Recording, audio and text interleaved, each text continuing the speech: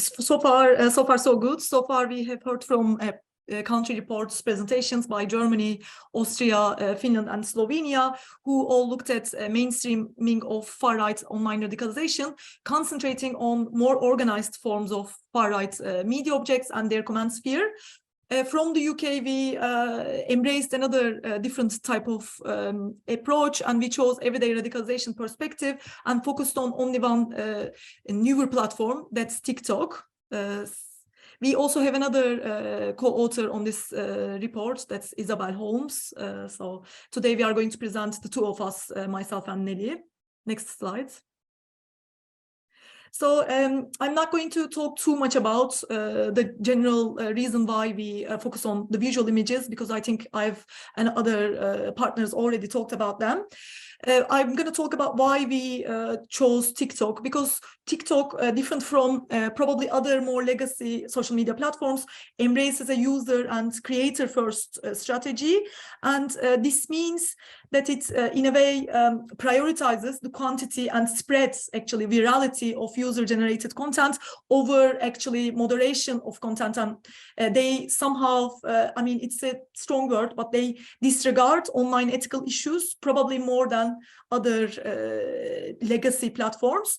So therefore, we argue became a kind of important source of mundane everyday radicalization for especially younger populations. I mean, research already shows us that TikTok is used by younger audiences, not just as content creators, but also as consumers, onlookers and consumers of these contents. So TikTok also, why we concentrate on TikTok, TikTok also affords opportunities for easy cross-platform sharing options, where users can incorporate content from other platforms as well.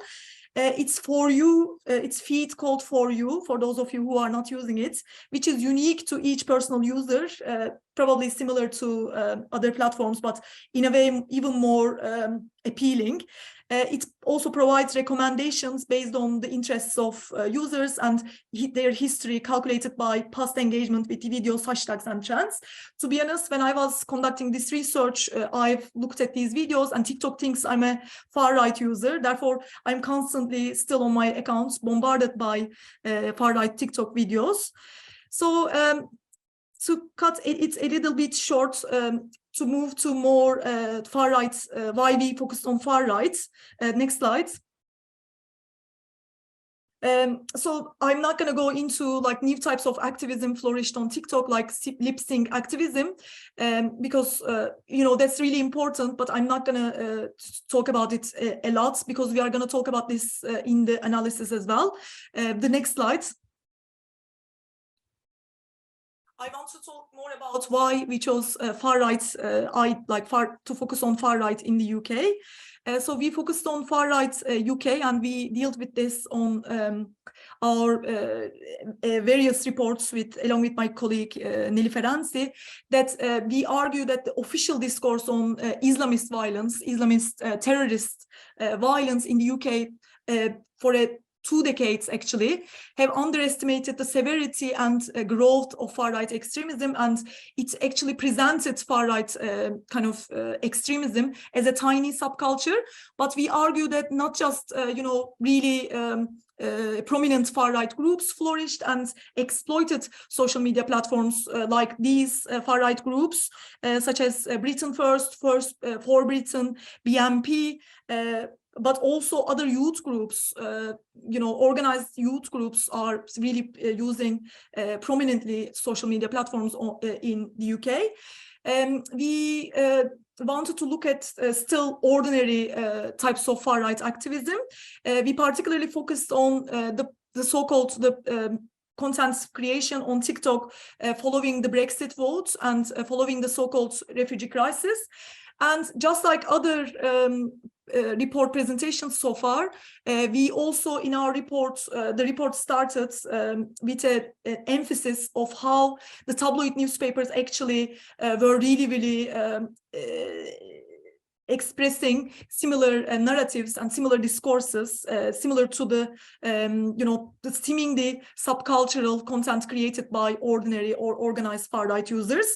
So you can see here, for instance, snippets of far-right media landscape in the UK. So the aim for this report was to show these are not subcultural, tiny, contents that are just on TikTok. So these are run in parallel to the actual mainstream media coverage in the UK. So, for instance, the Daily Mail headlined in this process after the Brexit vote, Calais is besieged by gangs of migrants, and more foreign convicts win right to stay.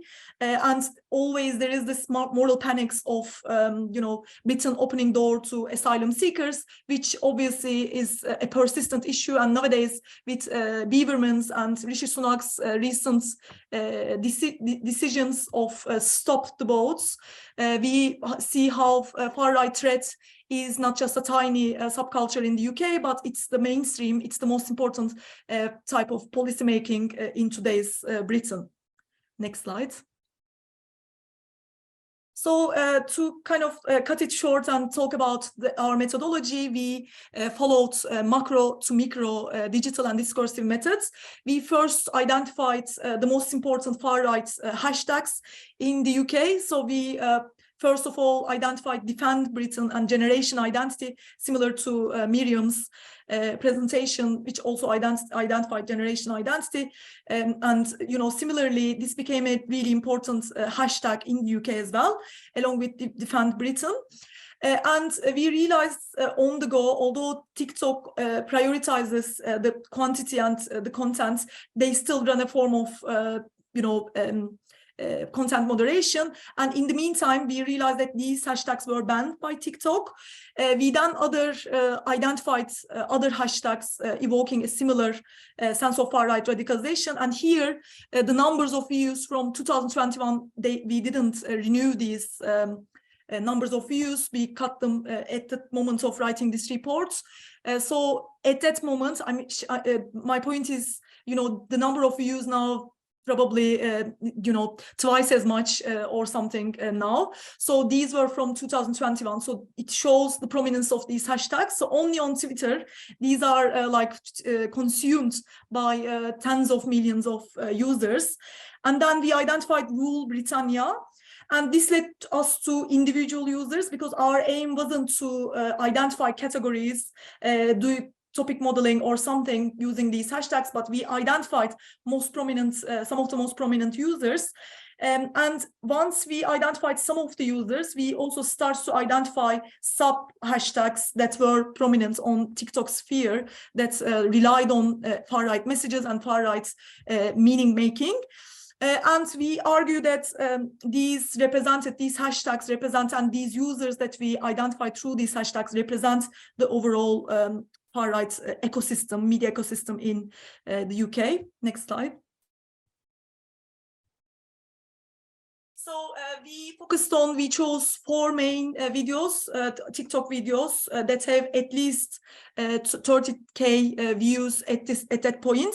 One of these videos then became private in the moment of writing, so we couldn't, obviously we used, by removing the usernames, we used screenshots of some of those videos, but we had to remove our screenshots of one of those videos, and remains, we completely anonymized everything anyway, but the third video became, was it the third video? Yes, became private, so it was limited. So this shows like the kind of changing dynamics on these platforms and the changing ecosystem. So we basically, I'm not going to go into detail on this one as well. We basically looked at like the most important and the most popular TikTok videos that appeal to larger users. Next slide. Yeah, Nelly, I thank you. Fantastic, thank you, Ozge. Yes, and just wanted to add that in terms of our video selection process, one of the reasons also that we chose TikTok, as Ozge highlighted, that particularly in the UK, we have 24% of 15 to 25-year-olds using TikTok. So it's a huge part of the youth population are using TikTok, and 13 to 24-year-olds in general represent 69% of its user base. And the platform's popularity has played a really important role in reflecting and shaping youth culture, as you can see in these videos. And with each of the videos, we made sure that when we selected a video, we looked at the user's profile as well to ensure that the users were posting using these hashtags with more than one video. And this was to ensure that the video makers, the creators, were actually sharing a persistent far-right visual discourse in their videos rather than adhering, let's say, to a day trend. So all of these users, though anonymized, were producing more than one video that used these far-right hashtags and were creating this far-right content. So it was part of this consistent and systemic shared ecosystem of right-wing, white supremacist, and racist ideologies. So I'm just going to talk through the 4 videos. So very briefly, do let me know if we're running out of time. So the first popular video that we chose had over 32,000 views. So it is one of those videos that has an overlay of audio, and the audio is an existing song. So the song is Crazy by Gnarls Barkley, particularly the lyric, I remember a time when, and that's important. So this is the part that's on loop. Whilst this song is on repeat, the creator of the video is seen in the center of the frame, responding to the question, why do you support Brexit and stricter borders? And as a response to this initial question raised by the creator, we see then juxtaposed a news coverage of terrorist attacks carried out by jihadist groups in Britain, for example, the London Bridge attack. The video also uses clips, anti-refugee clips. So, for example, they have a clip of an inflatable dinghy filled with people to refer to immigrants that are attempting to cross the channel between England and France, as well as then followed by scenes from the 2005 London bombings. And again, looking at the juxtaposed clips and considering the caption of the video, the creator directly links refugees, asylum seekers, and lax border security to jihadist extremism. And essentially this video portrays Muslims as a dangerous outgroup and dehumanizes the social group. And this narrative is presented in the short video running parallel to the presentation of Islam and Muslims in mainstream newspapers in the UK, where the theme most associated with Islam is terrorism, as Ozge talked about, this being reflected in the wider media landscape. And again, this video features a covert assumption that Muslims are not British and thus should not reside in the UK. And this suggests a visual communication of Britishness that is exclusively white and Christian, creating a race and human hierarchy that's emerging from long-standing modes of thinking about the world due to the colonial domination of the UK and its attendant racism. And this is actually built through on all the other videos that I'll be talking about. Now, the second video was drawing the viewer's attention to an inserted text. So the image says, "I've been hearing white Britons have no culture." The text then changes to "What's this then?" with a UK flag emoji. So this is the caption that's featured above the video for the whole video. And then the creator, then presents archival footage, which is shown to juxtapose this statement. So the imagery that's chosen draws on symbolic representations of British culture, reimagined and historic representations of military power. So, for example, using battles between the 17th and 20th century, or a Spitfire warplane, and also symbolic and historic representations of the monarchy and empire, particularly drawing on a map of the British Empire and its colonies.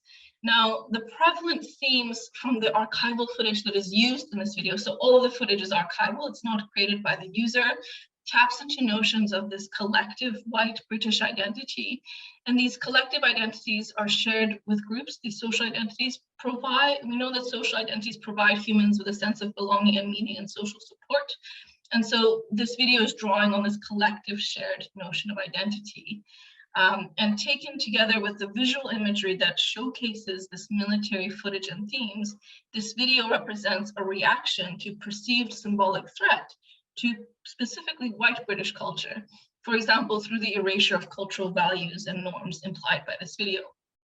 And it also, and this is something that we drew from the comment sphere as well in reaction to this video, but it functions as a way to increase self-esteem at the collective level. So it co-builds this conceptualization of white British culture embedded in nostalgic reinterpretations of historical events. So much of this archival footage is reinterpretation of historical events, particularly those events that are linked with war and military expansion.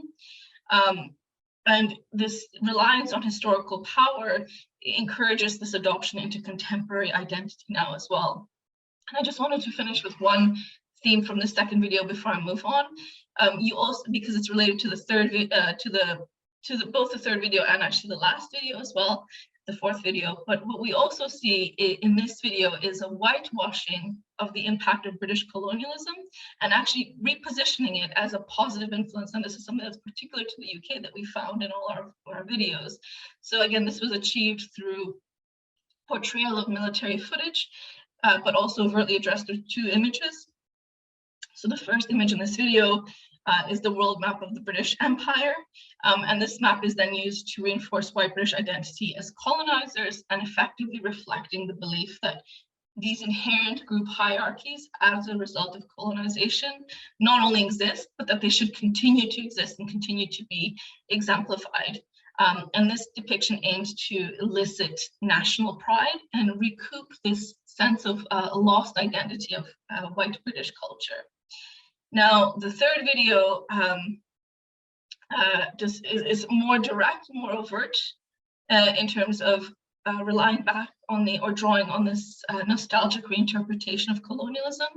So this third video, the creator displays the headline, "Bring Back the Empire," at the top of the frame for the duration of the video. So it disseminates, again, these feelings of nostalgia for a time when Britain dominated the global stage. And it presents an anti-multicultural, anti-diversity, and anti-equality view. And again, it benefits from the tropes and gains of multiculturalism and diversity to create this ideological space where racism and white supremacy are justified by drawing on, again, historical reinterpretation. So for example, battles won by British forces, also the expansion of the British Empire over time.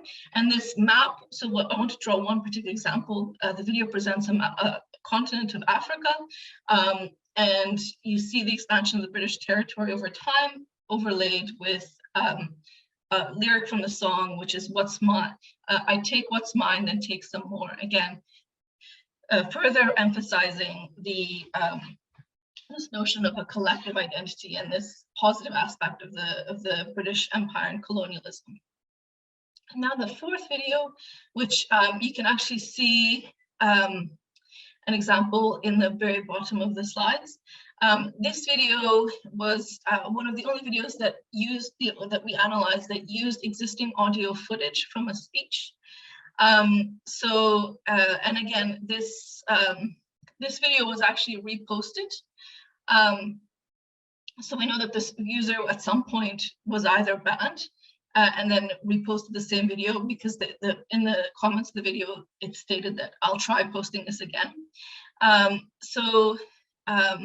The audio is an extract from Michael Portillo, who was the UK Defence Secretary of the Conservative government in 1995.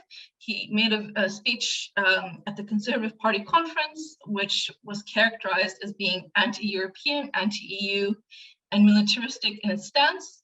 The main claim of this audio was that the UK would not allow its defense forces to be controlled by the EU. And at the time, this speech did not receive support outside the conference and was actually derided widely for its jingoism. The audio extract focuses on this reaffirmation of the UK as a military power to reclaim its history. So it uses archival footage, but importantly, it also uses more contemporary footage, which you can see here. We've drawn it out here. So the two examples, which is footage that depicts the March for Europe and the Stop Brexit protests. And the footage was chosen to emphasize the EU flags that were prominent in these protests following the 2016 Brexit referendum. And these two clips, and maybe it's a bit small in the presentation, I don't know if you can see the overlay of the speech, but whilst the speech is playing, as well as the captions for the speech are portrayed, it's shown directly in conjunction with the audio. It is not the property for this generation to surrender, directly linking support for the EU to perceptions of weakness and betrayal to the UK. So it emphasizes that support for the EU is a deviation from British in-group norms and expectations, and that this deserves social punishment. And the kind of final theme I want to draw out from this video is that it bridges the past with contemporary British identity by setting out this reconstruction of a historical narrative.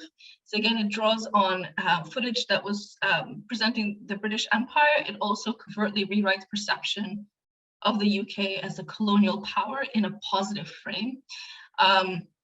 This is also drawn from the speech, from Michael Portillo's speech, using the quote that the current interpretations of history are wrong because they are oriented by the contemporary, and this is a direct quote, wishy-washy sociological flim-flam ideologies, which are politically correct but are ultimately nonsense. So this essentially places academic and factual perspectives as opposed to the truth. In this case, a true history that has been intentionally hidden, so the power of the British Empire. And this contemporary approach is perceived as being threatening due to the reference that it is sanctioned by the government as part of a school curriculum that is indoctrinating future generations away from a quote unquote true British identity and history. And just very quickly before I move on to the end findings, which is that this is also reflected in the comment sphere. So the overall comment sphere for all 4 of these videos, I'm not going to break that down for each video, reinforces these themes and serves to perpetuate these intergroup boundaries. So for example, for video 2, the overall discourse reflects a collective sense of identity based on we versus us dichotomies rather than using I, me pronouns. So in the comments, users drew on using we and us. One example, so the comment that had the highest ratings directly positions the in-group, so the white Christian British group, versus a generic out-group. So the comment read, they really say we don't have culture and say it in our language. This comment also takes ownership of English as the language of a specific in-group, white Britons. And the second highest comment further draws distinctions between the in-group and an overarching out-group. It goes further to stereotype this out-group as a method of recouping self-image. So the quote is, castles, deserts, we have so much more as well. Because it's not a spicy dish or a colorful dress, it doesn't count apparently. Again, this comment reflects not only a prejudiced outlook, but also this homogenization of outgroups as by attributing these specific qualities as the defining aspects of other cultures. Thank you. And then I think next page. We'll finish off with the findings. So overall, and again, Ozge, please jump in if I've missed anything. But overall, our findings highlight the accessibility and ephemerality of TikTok videos, the way that they endorse right-wing ideologies and how they bolster their wider spread, reach, and popularity. Importantly, our analysis shows that creators are reusing archival footage, and then just yeah, sorry? just to jump in. Also, popular culture, they use like the most well-known songs, incorporate these songs and like other popular culture images, and these make the TikTok far-right videos actually much more enjoyable to, for consumers to consume. So that's why I think it's a really novel and really important to kind of study TikTok videos, because not just accessibility and ephemerality, but also their like exploitation of already existing popular culture, themes, popular culture, like songs, anthems, and all these like repetitive kind of like things that we already share, and then they exploit these popular culture themes in these videos from a far-right perspective.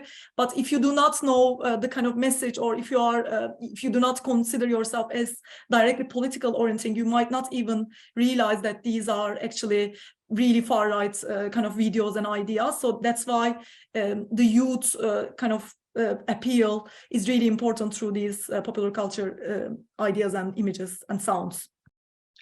Yes, exactly. And again, you have this remixing of old archival footage with this new sounds and new imagery to create this amalgamation where you have, you know, let's say the cultural artifacts of previous generations being reused within a platform that is mostly used by young people.